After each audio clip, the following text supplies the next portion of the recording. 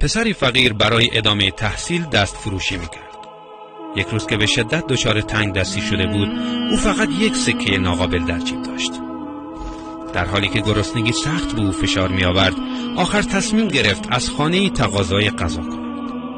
در خانه‌ای را کوبید.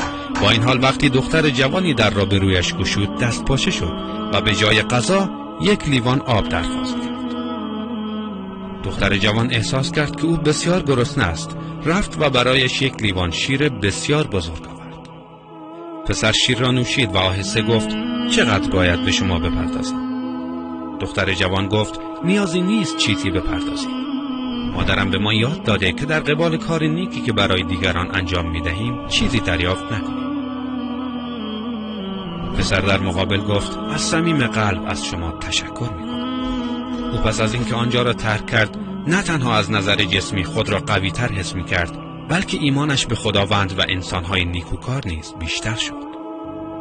چندی قبل او می‌خواست دست از تحصیل بکشد، ولی نظرش تغییر کرد. سالها بعد زن جوانی به بیماری شدیدی گرفتار شد. پزشکان از درمان وی عاجز شدند، بنابراین او را به شهر بزرگتری منتقل کردند. پسرک قصه ما که یاسین نام دارد، اکنون جوانی برومند و پزشکی زبده و کارآزموده شده است.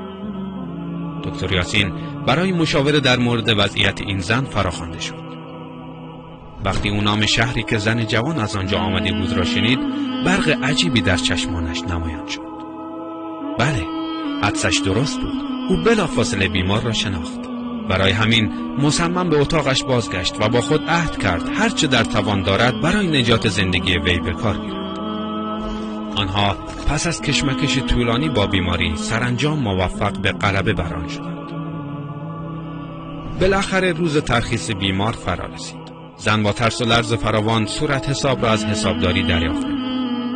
او اطمینان داشت تا پایان عمر باید برای پرداخت صورت حساب سخت کار کند. اما هنگامی که نگاهی به صورت حساب انداخت، جمله‌ای به چشمش خورد که حیرت او را برانگیخت. همه مخارج با یک لیوان شیر پرداخت شده است. امضا دکتر یاسین. زن جوان حیران ماند. بیاد آن روز افتاد. پسرکی برای یک لیوان آب در خانه آنها را زد و او در عوض برایش یک لیوان شیر آورد. اشک از چشمان زن سرازیر شد. فقط توانست بگوید: بار الها شکرت.